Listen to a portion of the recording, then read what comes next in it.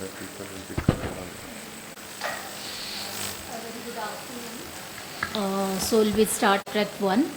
So we have our first presentation by Dr. Moria. So you can start. Yeah. So thank you AIOS for giving me this opportunity for this keynote talk on randomized trial between our technique of nucleus hydroexpression versus viscoexpression in manual small incision cataract surgery.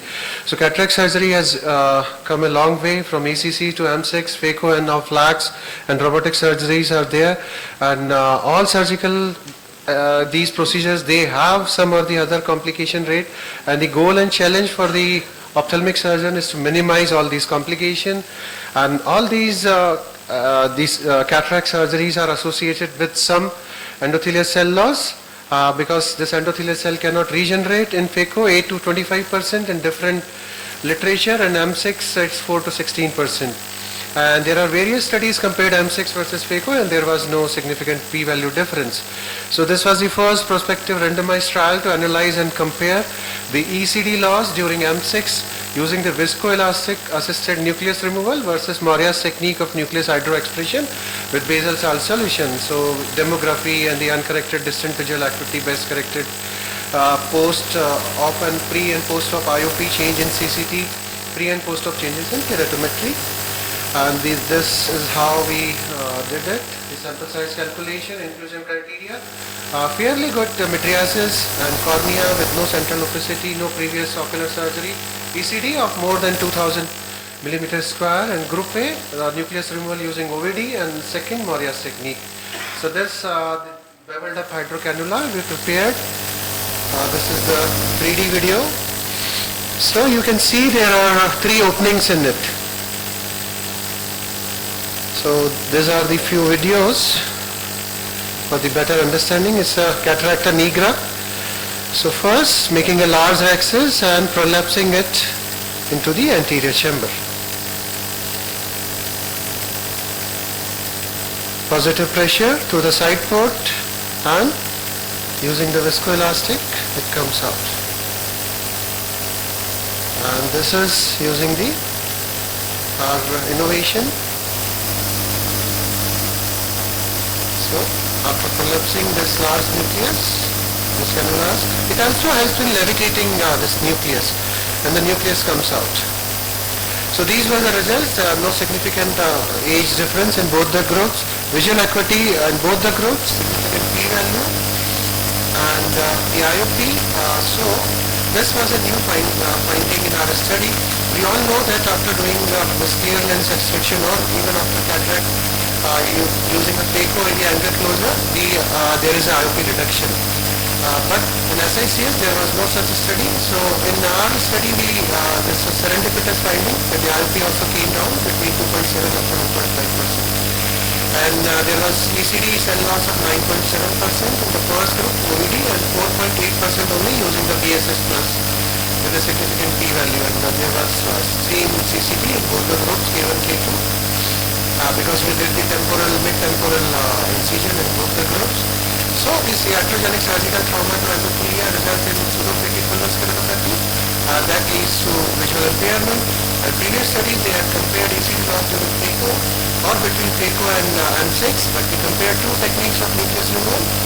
And this prospective randomized trial proves that like during PCIOL implantation, BSS plus can be used for nucleus delivery with endothelial protective effect. And IOP also came down up to 7 to 8% after M6.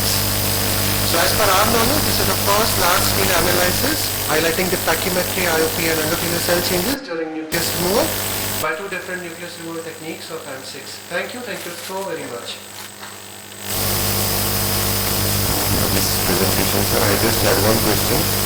That before you deliver a nucleus with the BSS, do you give a protective coating to the endothelium, or straight away you deliver? No, it's not needed. It's not needed. No.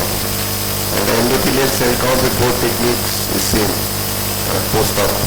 There was a significant p-value difference. It was 9.7 in the OVD group, and it was only 4.8% in the BSS plus group.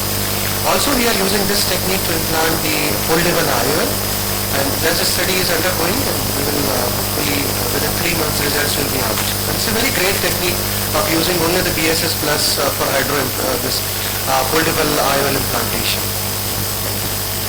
Thank you.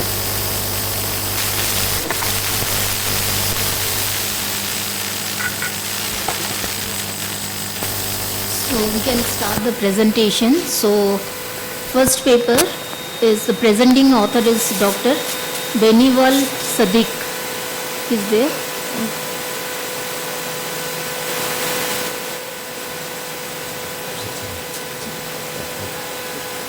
We'll request the next speaker to be ready with their presentation. Good afternoon, everyone. My paper presentation topic is a comparative trial to study efficacy of topical NSAID like Nepafenac, Bromfenac and Flurbiprofen in maintaining the intraoperative mydriasis during cataract surgery. So according to WHO, cataract is the leading cause of blindness and visual impairment throughout the world. Meiosis during eye surgery, a common occurrence, can severely limit the surgeon's visualization and potentially increase the complication rate of procedure. Thus, maintaining adequate pupil dilatation is considered an important part of ensuring smooth cataract removal. So, different drugs used to maintain intraoperative mydriasis, we will discuss one by one. So, first one is Bromfenac, second one is Nepafenac, and third one is Flurbiprofen. So, Nepafenac penetrates the target intraocular tissue faster than any other topical NSAIDs, thus providing greater efficacy on a clinical basis. Once inside, it has rapid conversion, therapeutic onset, and a very high level of tissue concentration. The Bromfenac molecule has been altered to make it more lipophilic to improve corneal penetration, increase duration of action, and enhance COX-2 inhibition. Penetration of Flurbiprofen was found to be highest at a pH of 6.4 and decreased as the pH was increased into physiological range. Aims and objectives are to compare the effect of different NSAIDs on mydriasis preoperatively, to evaluate the effect of various NSAIDs on maintenance of mydriasis during surgery, to study adverse drug reaction of different NSAIDs. In inclusion criteria, 30 years of age or older, regardless of race or gender, diagnosed with senile cataract, developmental cataract, scheduled for surgery by SSES and PCI implantation, senile cataract with systemic disease like diabetes mellitus, hypertension. In exclusion criteria, patients who are having glaucoma, uveitis, ocular surface disorders, history of any ocular surgery or trauma, allergy or hypersensitivity, any operative complications like premature entry into anterior chamber, iris trauma, iris dialysis, PC rent, hyphema. So it is a prospective randomized observational comparative study. Sample size was 100. The study area was SVN GMC, Yavatmal, Maharashtra. So demographic details based corrected visual acuity and complete ophthalmological examination details were recorded. So patients were randomly divided into 3 groups. In first group, Nepafenac was used. In second, Bromfenac, and in third one, Flurbiprofen was used. This study specifically intended to measure the horizontal pupillary diameter at the beginning and at the end of surgery to compare the total loss and percentage loss of mydriasis between Flurbiprofen, Nepafenac and Bromfenac. So in results and analysis, the horizontal pupillary diameter at the start of surgery in patients in which Nepafenac was used is 8.6 mm and at the end of surgery it is 8.2, and in Bromfenac it is at the start of surgery is 8.65 and at the end of surgery it is 8.32, and in Flurbiprofen at the start of surgery it is 8.46 and at the end of surgery it is 6.86. So from this it is evident that Nepafenac and Bromfenac are more effective than the Flurbiprofen in maintaining mydriasis. So total reduction in pupillary diameter in Nepafenac was 0.45 and Bromfenac 0.33 mm, and in Flurbiprofen it was 1.6. So percentage loss in pupillary diameter in nepafenac was 5%, in bromfenac was 4%, and in flurbiprofen was 19%. So in nepafenac and bromfenac shows does not show any statistically significant difference in percentage loss in pupillary diameter.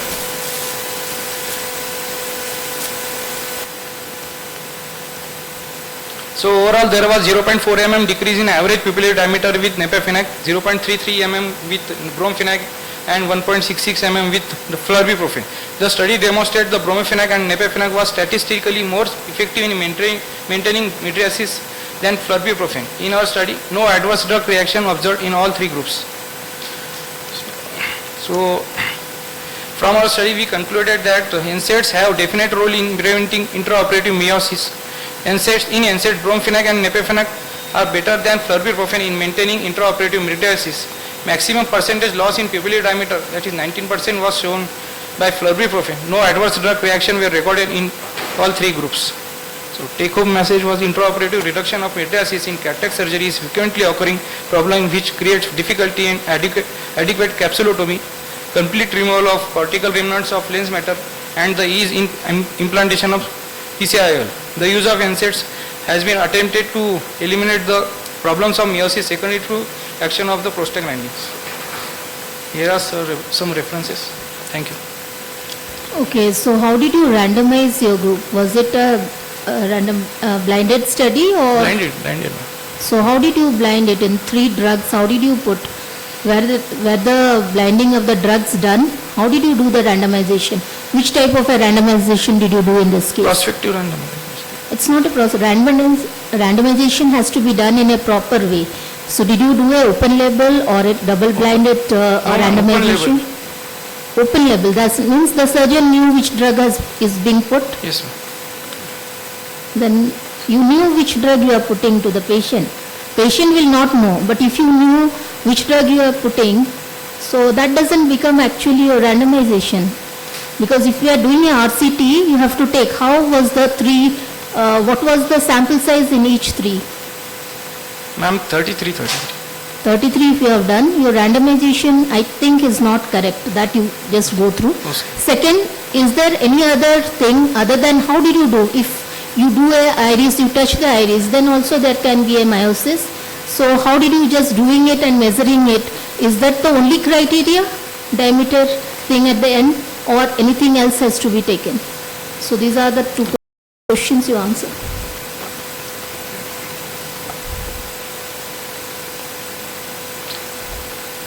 The thing is, was the surgery done by a single surgeon or there were different surgeons who have done it? Sir, senior surgeon. Single surgeon has done it. Okay, thank you. Thank you. I have the next presentation, Dr. Preeti Dashi. She's there.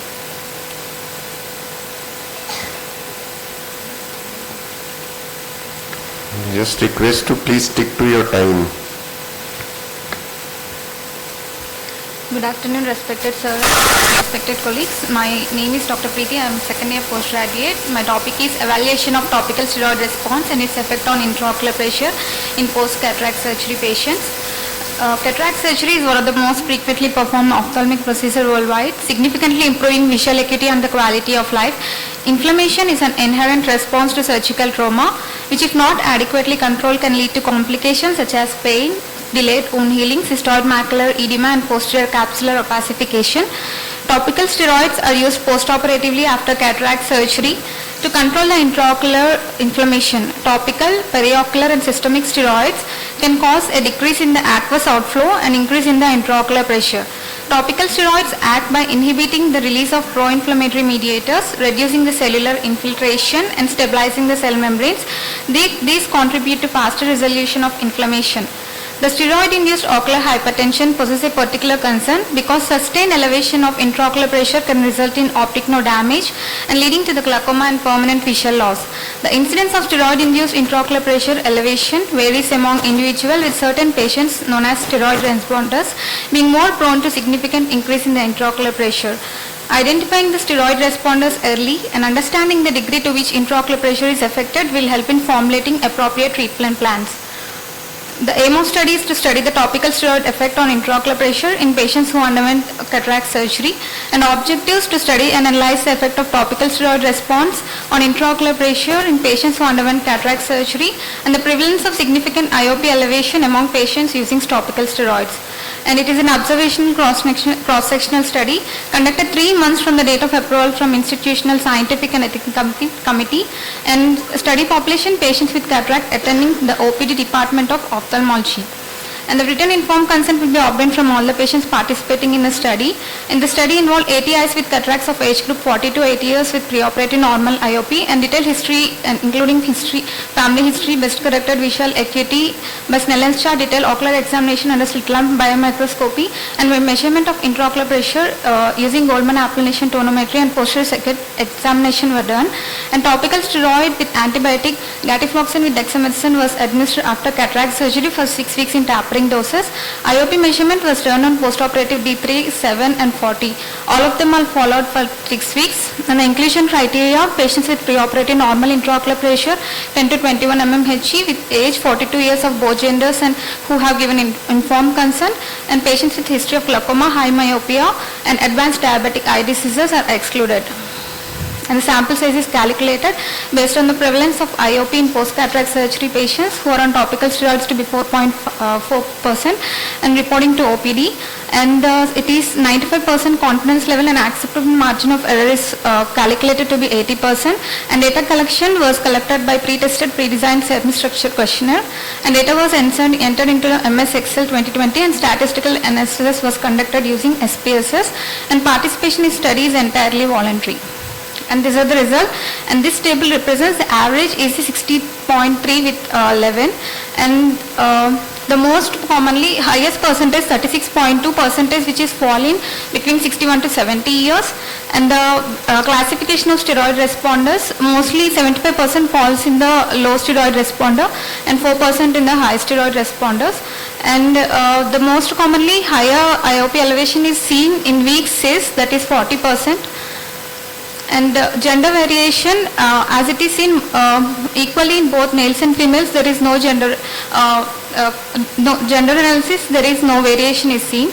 And the comorbidities in the age of 61 to 70 years, mostly diabetics are noted. And the use of topical steroids is common following cataract surgery to manage inflammation, but it carries the risk of increasing the intraocular pressure, particularly in patients who are steroid responders. And these are various studies, and the present study, the prevalence is 5%.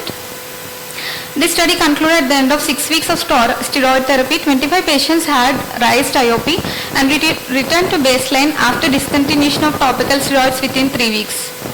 In this study, patients were monitored for duration of 6 weeks, and IOP is measured by gold standard method. However, it is essential to conduct a long-term follow-up of the patient, considering that steroids are recognized for their potential to induce long-term adverse effects, and no financial interest. Thank you. So which type of steroid did you give? You gave only combination therapy or a single steroids in those cases? And which type of steroid did you give?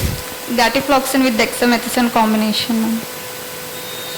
So you didn't have a comparative study to say whether prednisolone or dexamethasone.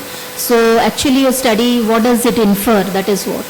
So after post-operatively, we mostly... No, because there is a lot of variation. No, someone can give prednisolone, someone can give dexamethasone, and then you cannot say that you have steroid responders in this. If you have a comparative study, that will basically help us to know which group is having more. Okay. We have also not done the central corneal thickness in these patients. We should have done that as well, because some patients might be giving a higher reading due to thicker corneas. Thank you, sir. So we have the next presentation by Mrigana Bora. She is here. Oh.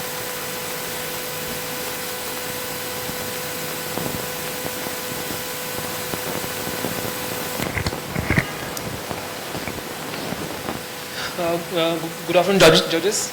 My topic is on the efficacy of mydriatic versus intracameral mydriatic in cataract surgery. So blindness due to cataract is a remarkable problem around the world, particularly in the developing countries, including Southeast Asia. It has resulted in cataract surgery being one of the most commonly undertaken surgical procedures around the globe. So for a successful cataract surgery, a pupil diameter of at least 7 to 8 mm is an absolute necessity, which facilitates intraoperative manipulation. Moreover, a stable mydriasis reduces intraoperative complications, including iris injury, insufficient removal of the cortical and nuclear debris, posterior capsule rupture, and vitreous loss. So over the years and still today, topical mydriatic eye drops have been routinely used for the dilatation of pupil prior to the cataract surgery. But these are a combination of sympathomimetic agent, phenylephrine, and parasympatholytic tropicamide. But this regimen has many drawbacks, like it requires multiple doses, it needs constant supervision, it requires enhanced, it has enhanced systemic absorption, also it has poor bioavailability and easy wearing off. So all these factors lead to the local effects like corneal punctate, epithelial erosions, and elevated BP, and as well as tachycardia. So in order to find new methods of pupil dilatation, various methods have been explored, and after undergoing multiple trials, it has been found that the intracameral administration of mydriatic agent is a safe and effective alternative to topical mydriatic eye drops. So first reported in 2003, the intracameral mydriatic agent is a combination of parasympatholytic, sympathomimetic, and an anesthetic agent without any added preservative. So the advantages of these agents over topical eye drops are they have better bioavailability, prompt onset of action, prolonged duration of action, less risk of corneal toxicity, less systemic complications, lesser time spent in the pre-op setting. So the aim of this study is to compare the efficacy of intracameral mydriatic agents with topical mydriatic during cataract surgery. The objectives are to determine and compare the onset of action of mydriasis in both these groups, to determine and compare the maximum pupil diameter attained by both the groups of mydriatics during various phases of cataract surgery, and to determine and compare the duration of surgery. So the inclusion criteria is as follows. Patients aged 40 to 80 years with uncomplicated senile cataract with in one or both the eyes scheduled to undergo SICS with PCL implantation under periorbital anesthesia and giving an informed consent for the study. Pupil diameter of at least 6 to 7 mm had to be obtained within 30 minutes following the instillation of 1 drop of topical mydriatic, or to a maximum of 3 times instilled every 10 minutes, 1 day prior to the surgery. The exclusion criteria is as follows. History of previous intraocular surgery in the ipsilateral eye, patients with coexisting ocular pathologies in the ipsilateral eye, history of trauma, infection or inflammation to the ipsilateral eye within the previous 3 months, patients with poorly dilating pupil as a result of diabetes mellitus, intraoperative floppy iris syndrome, pseudoexfoliation syndrome, senile meiosis, prolonged pilocarpine therapy, congenital cataract and associated raised IOP.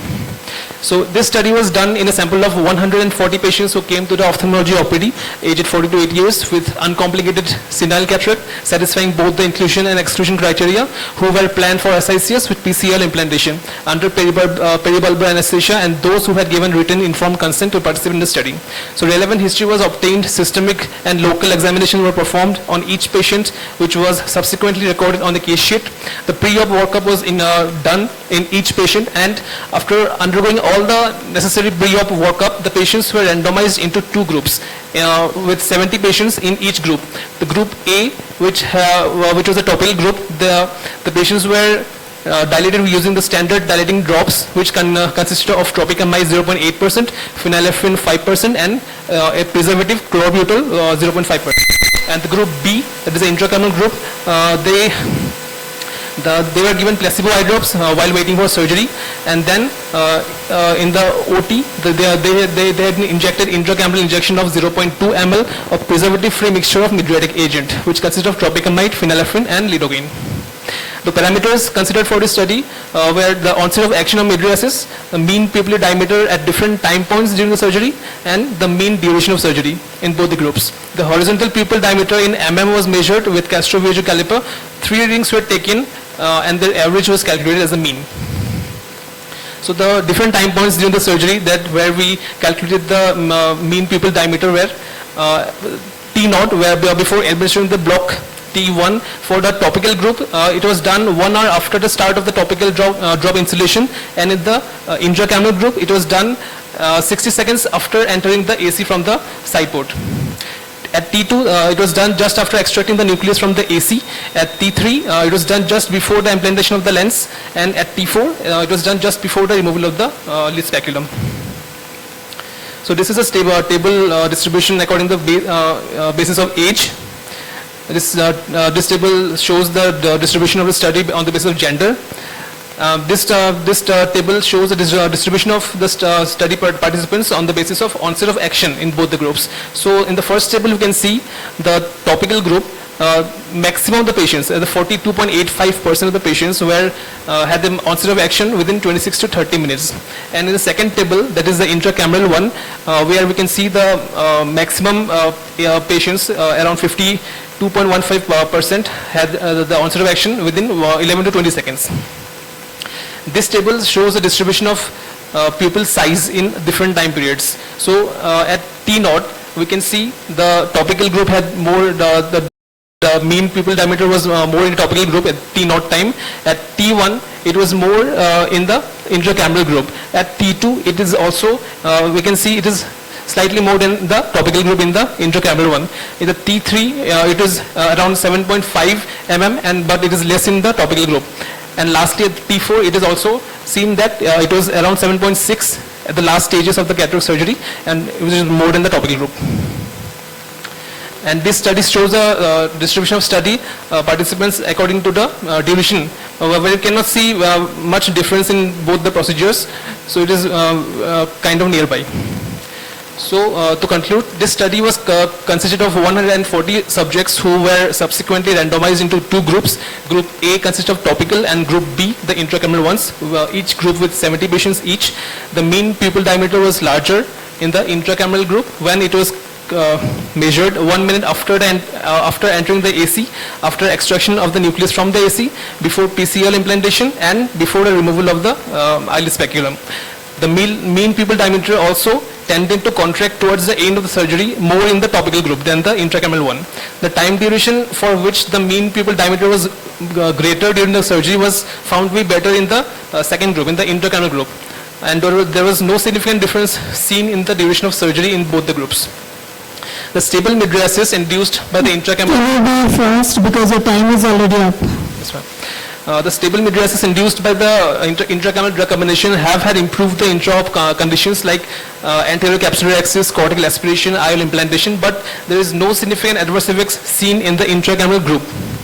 So to conclude, the intracameral administration of mydriatic agents offers a rapid, safe and sustained intraoperative mydriasis and can be an effective alternative to topical mydriatic drops with lesser systemic side effects, lesser pre-op waiting time and improved patient satisfaction.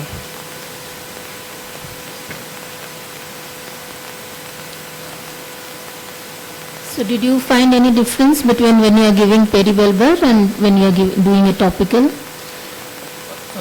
Ma'am, during perivalvular block, it was not. There's no such different, no significant difference in the both the groups. Sorry, you've studied only the mydriasis, I think so, no? Not the anesthesia. No, sir. This is the topical mydriatics versus the intracameral mydriatics. Yes. So how can you say it is safe when you have not done the endothelial cell counts? Because you have to know the endothelial cell toxicity also of the intracameral drugs. So the systemic side effects are less compared to the intracameral group has not lesser. Talking about the systemic. In order to know the ocular side effects, you should have done an endothelial cell count both pre-op and post-op. Yeah. And just request to stick to your time and highlight the main points of the presentation. Okay. Thank you. So next we have Nihit.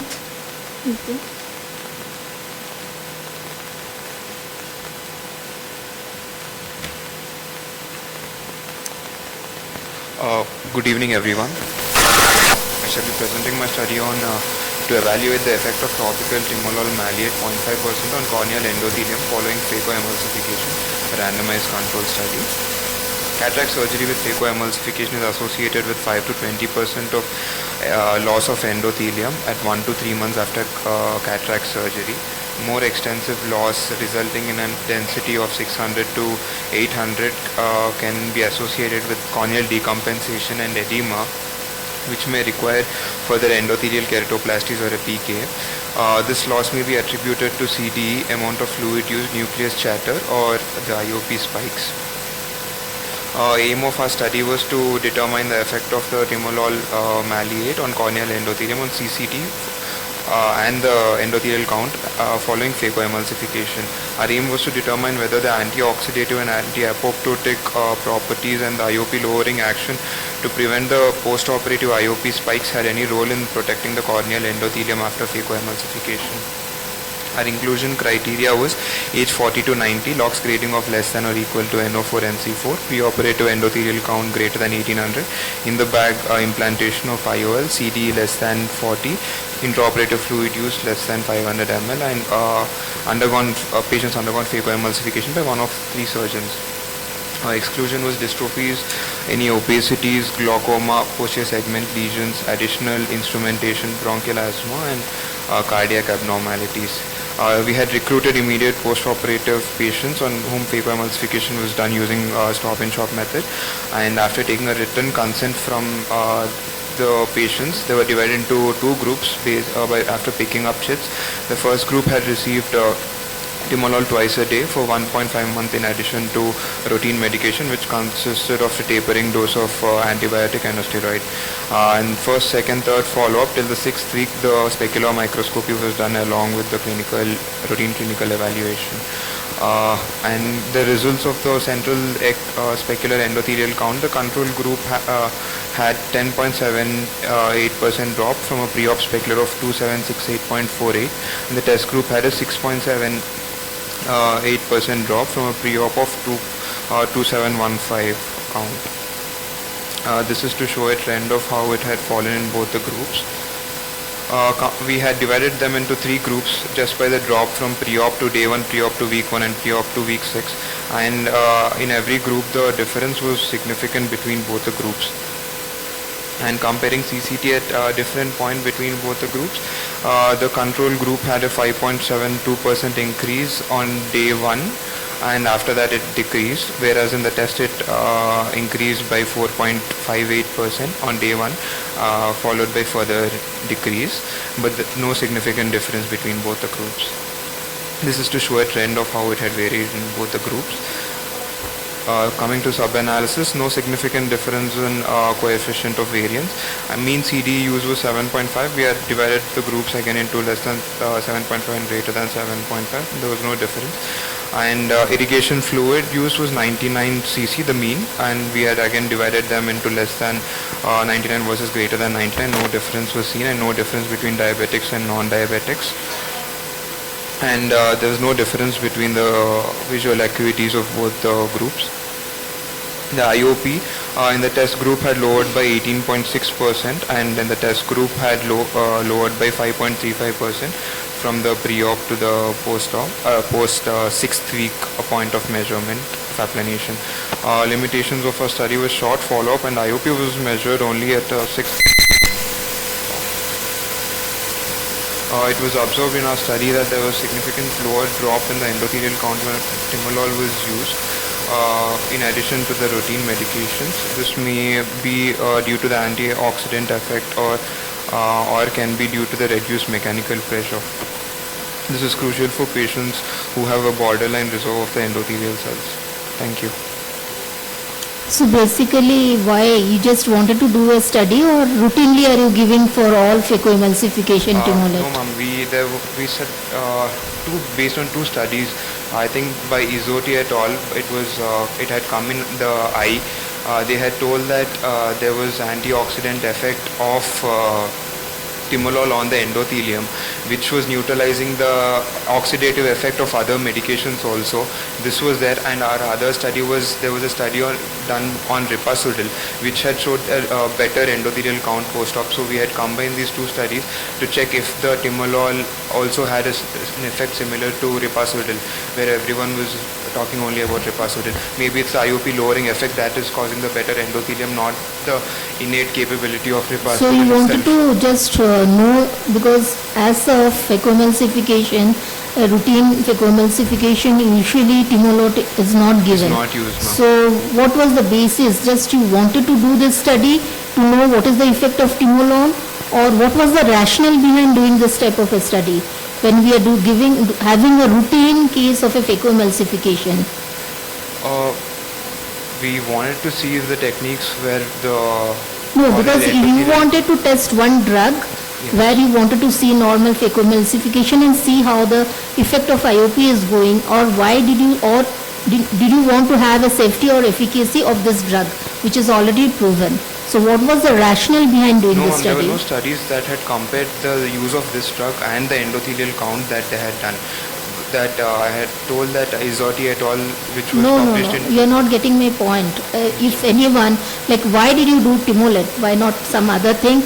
Or why in a routine case have you done? Yes, you have done endothelial count, that is okay to know the safety, but why this particular drug? Yes, ma'am. That study that we had seen. Okay. So wants to say that the study that shown it that was timolol has a also cheaper protective compared to Ripateka and all. endothelium. Okay. Thank you. So we have the next presentation by Saurav Kumar. He's not there.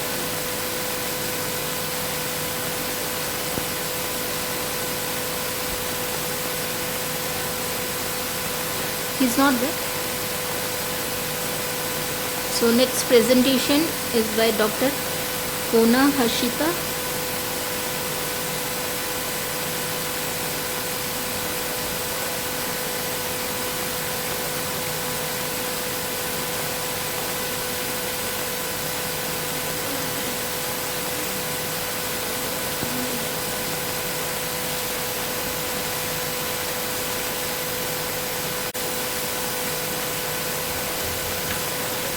Good afternoon. I'm going to present my paper on analysis of cataracts in diabetic and non-diabetic patients.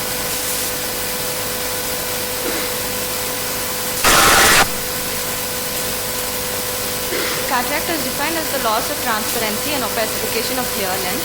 It is the most common cause of avoidable blindness, accounting for 51% of the world's total blindness and 33% of the world's visual impairment. The global prevalence of diabetes was estimated to be 2.8% in 2000 and is expected to reach 4.4% by 2030. Klein et al. Demonstrated that patients with diabetes mellitus are 2 to 5 times more likely to develop cataracts than their non-diabetic counterparts. This risk may reach up to 15 to 25 times in diabetics less than 40 years of age. The main risk factors are longer duration of diabetes and poor metabolic control. The purpose of the study is to assess the differences in parameters such as age, sex, type of cataract and systemic comorbidities that contribute to the formation of cataract among diabetics and non-diabetics. This was a cross-sectional study. The sample size was 35 patients, which included 40 to 80-year-old male and female patients with cataract. Out of the 35, 17 were diabetics and 18 were non-diabetics. The inclusion criteria for patients with diabetes was fasting blood glucose levels greater than 126 milligram per deciliter, postprandial blood glucose greater than 200 milligram per deciliter, and HbA1c levels greater than 6.5%. Exclusion criteria included pseudophakic eyes. The duration of diabetes was taken as the period from the diagnosis of DM to the day of examination for cataract surgery as informed by the patient. Their medication status was also recorded. Other comorbidities such as hypertension and dyslipidemia were taken into account.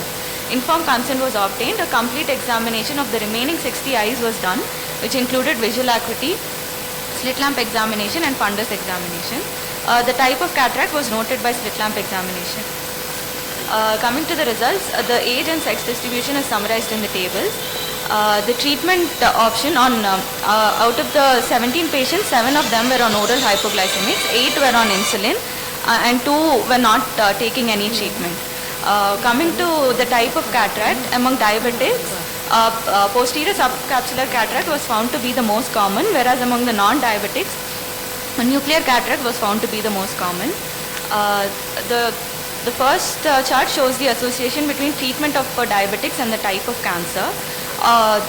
PSCC was the most common type of cataract on patients on OHAs, and on insulin, mature cataract was seen the most.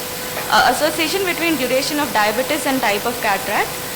PSCC was found to be the most common cataract with duration from 4 to 6 years. Association between HbA1c levels and the type of cataract. With HbA1c levels greater than 6, PSCC was found to be the most common cataract. Results of the present study found that the formation of cataracts occur at a younger age group among diabetics as compared to non-diabetic patients. This is supported by a study by Klein where cataracts were seen among the younger population. The prevalence of cataract in our study was higher in diabetic females compared to non-diabetic females. This study corresponds to a study done by Delcroot where there was an increased risk of cataracts among the females. In our study, 13.3% developed cataract within 1 to 3 years of onset of diabetes. 60% developed cataract within 4 to 6 years, and 26.6 developed cataract within 7 to 9 years. Similarly, in a study done by Kim showed that the longer duration of diabetes mellitus is the most significant risk factor for the development of cataract in diabetics, and as accumulated hypoglycemia is related to lens opacity. In our study among the diabetics, the most prevalent type of cataract was posterior subcapsular, which was followed by mature cataract. Among the non-diabetics, the most prevalent type was nuclear cataract, followed by cortical cataract. The present study was able to find a statistically significant correlation between the age, sex and type of cataract which develops in two groups. The main limitations of the study are the sample size, as the study was completed within the given time constraints. And in conclusion, we conclude that the incidence of cataract occurs at a younger age among diabetics, and there is a predilection towards females. Posterior subcapsular cataract was the most common type of cataract among diabetics, followed by mature cataract. A longer duration of diabetes and poor glycemic control were the risk factors for the development of cataract in diabetics. Proper control of blood sugar at the early stage of diabetes will hamper the development of cataracts among diabetics, thereby reducing the burden on society.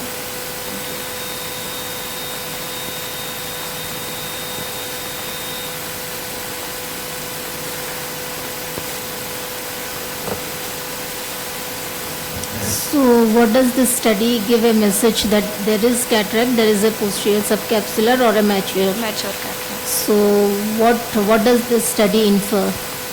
We just try to analyze between two groups, between diabetics and non-diabetics, and it showed that diabetics have Earlier they get earlier cataracts. onset of cataract, Okay. and there was predilection towards the female. And what about the HbA1c level with the cataract? Higher the HbA1c level, there is earlier development of cataract, and also PSCC was found to be the most common. PSCC and mature cataract with higher HbA1c levels. So what the message goes, so earlier you are going to do a cataract in these cases? Because do they have any complications during surgery, or if it becomes more, so what type, if I have some type of a leathery cataract and more when they become more denser, so what message are you going to give for this? Because just doing a study has, yes, we understand that, but what does this study give a message? The message is that we have to undergo regular checkups if we have diabetes, and also good control of diabetes is necessary. Okay, thank you. So next presentation is by Rohit Gupta. Is there?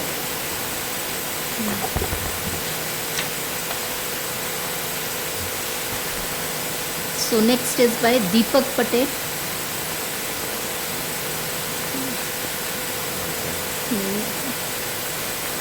So Manpreet Bajaj.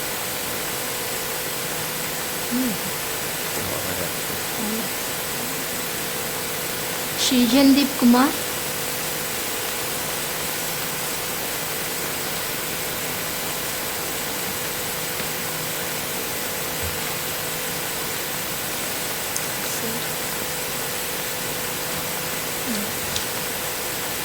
Good afternoon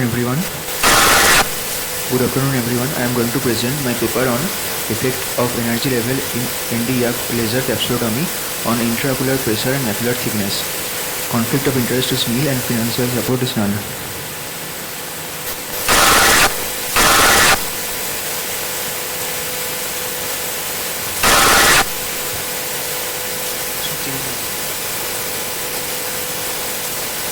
posterior capsular opacification, visual acuity and contrast sensitivity are impaired, and fundus imaging becomes difficult. The first line treatment option is posterior capsulotomy performed with neodymium yttrium aluminum garnet laser. The advantage of this procedure includes the fact that it takes a short time, non-invasive, and can be done under outpatient setup. Complications following Nd:YAG laser procedure detected by routine examination include intraocular lens injury, iritis, vitreitis, cystoid macular edema, changes in refraction and intraocular pressure, and changes in central macular thickness detected by OCT. The aim of this study was to evaluate the effects of varying energy levels used during Nd:YAG laser capsulotomy on intraocular pressure, macular thickness, and to identify optimal laser parameters to minimize adverse effects while ensuring effective treatments. This study was a prospective observational study conducted among 50 patients in a 6-month period at a tertiary eye care center focused on evaluating the effects of Nd:YAG laser capsulotomy on intraocular pressure and central macular thickness in patients with PCO after cataract surgery. Inclusion criteria were age 50 to 80 years, diagnosed with posterior capsular opacity causing visual impairment, and history of uncomplicated cataract surgery at least 6 months prior. Any patients having history of glaucoma, retinal pathology, or recent ocular surgery or other ocular conditions affecting intraocular pressure or macular thickness were excluded from my study. All the procedures were performed by single experienced ophthalmologist, and the laser settings were ranged from 1 to 2 millijoules per shot, and the energy level adjusted according to the severity of the PCO and number of laser shots tailored according to the area of PCO. Total energy level was calculated as energy per shot multiplied by number of shots. The pre-procedure baseline measurements of IOP and CMT was done using Goldman apprenticing tonometry and optical coherence tomography, and the post-procedure measurement was taken at day 1, after 1 week, and after 1 month. Initial analysis of IOP and CMT changes over time was done. Then the sub-analysis based on energy level to identify the potential thresholds was done. With respect to the potential threshold, that is 16 millijoules, the patients were divided into Group A and Group B. Now, coming to the results, the first plot demonstrates the relationship between different energy level and the corresponding changes in IOP at post-procedure day 1. The red dashed line marks the 16 millijoule threshold, indicating a sharp increase in IOP changes beyond this energy level. Now, this graph shows how CMT changes at post-procedure day 1 corresponds with increasing energy level with a noticeable jump starting at 14 to 17 millijoule range.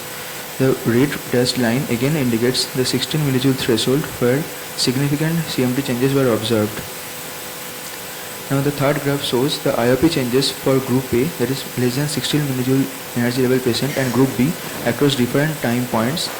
Group B exhibited a significant spike in IOP at day 1, which gradually returned closer to baseline by 1 month, while Group A showed minimal changes.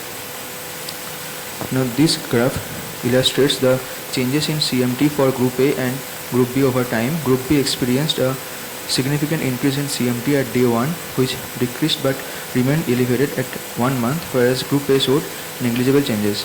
My study findings are that patients treated with energy levels above 60 experienced significant initial increase in IOP and central macular thickness, normalizing to baseline within a month.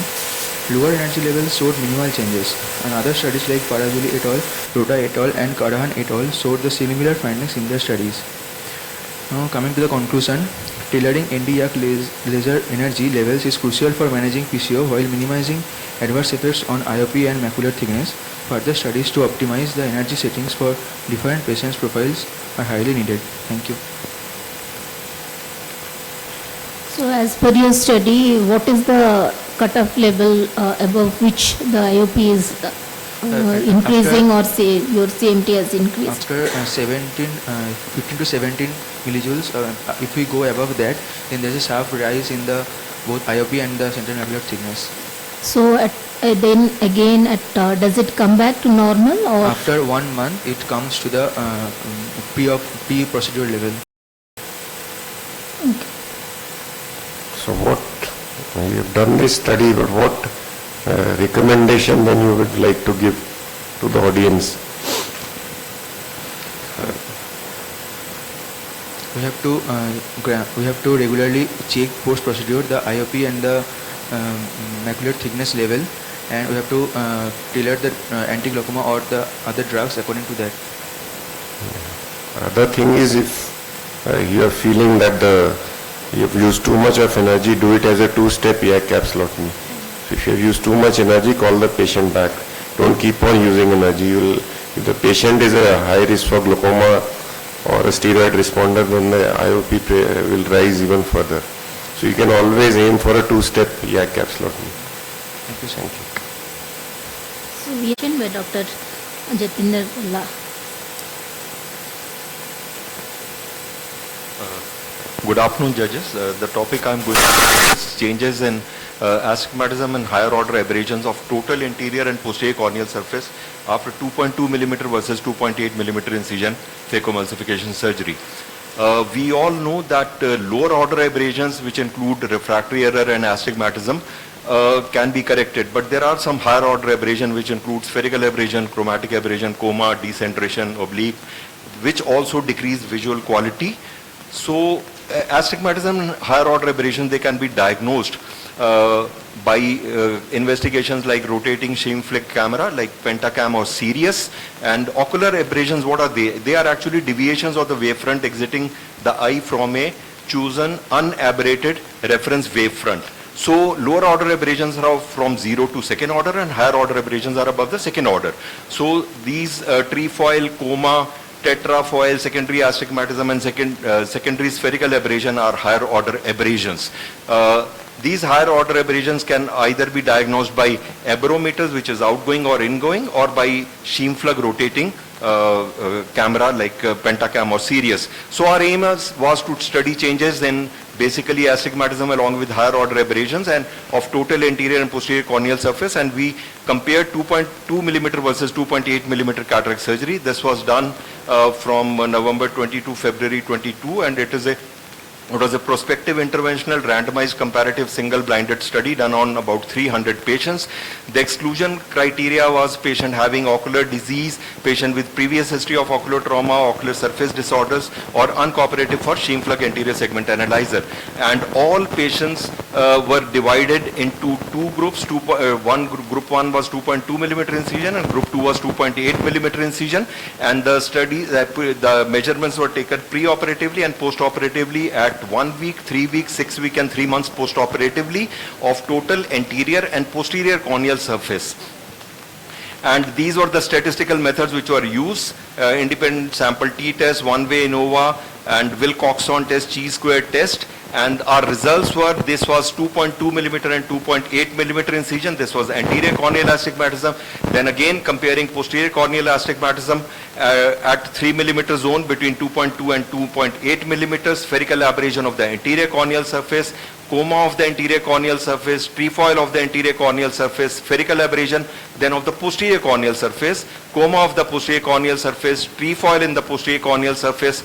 So what we found was that anterior and posterior corneal astigmatism both increased after phacoemulsification surgery, but they came back to pre-op level by 6 weeks and decreased further by 3 months, becoming almost normal. The difference between 2.2 and 2.8 millimeter group were not significant on the anterior surface. However, difference in both the groups were significant on the posterior corneal surface at both 3 and 5 millimeter zone, in which 2.8 millimeter group showed more increase in magnitude of posterior corneal astigmatism as compared to 2.2 millimeter group.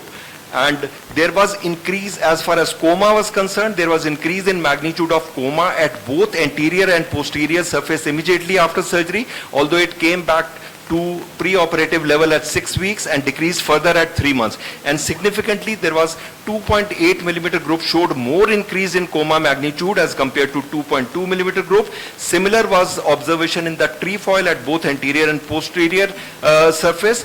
2.8 millimeter group showed more increase in trefoil magnitude as compared to 2.2 millimeter at 5 millimeter zone at both anterior and the posterior corneal surface.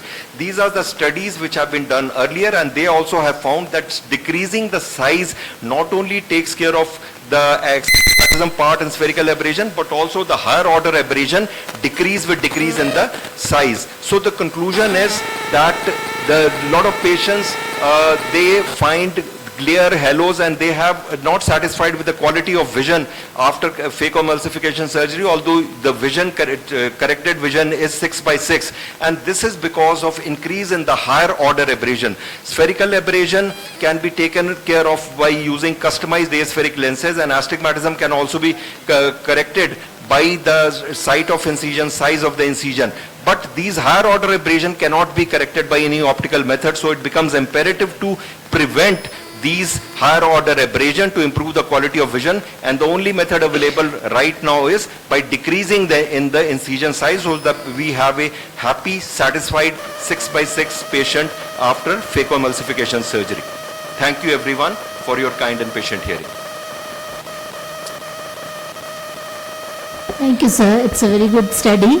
So it's better, what you are saying is, if we decrease the incisions diameter size is what we are going to take care of the higher order abrasions. Yeah. So sir, do we have to do in all cases the normal in phacoemulsification? So in all cases we don't go in to do a routine this higher end abrasions in all our patients. So how do we decide whether we are going to decrease eye size or not? Yeah. Exactly. Since we do not do our corneal topography in all our patients, and we are not aware that which patients post-operatively is going to be dissatisfied because of the quality of vision. So the only way left is, if we don't do topography, just do one thing: decrease the size of incision as far as permissible with your phaco machine. If you can decrease it to 2.2 millimeter, nothing like it. You can be rest assured your patient will be much happier because of decrease in these higher order abrasion, which we are not routinely assessing. All the surgeries were done by temporal incision, sir. All the surgeries were done by temporal incision by single surgeons. Just out of interest, I wanted to know that if we shift this incision superior, we don't have a further decrease posterior corneal astigmatism or from temporal to the superior incision, then we are going to increase the lower order abrasion, like the astigmatism. And there is a very clear correlation between higher order and lower order abrasions. If there is increase in the lower order abrasion, higher order abrasion automatically increases.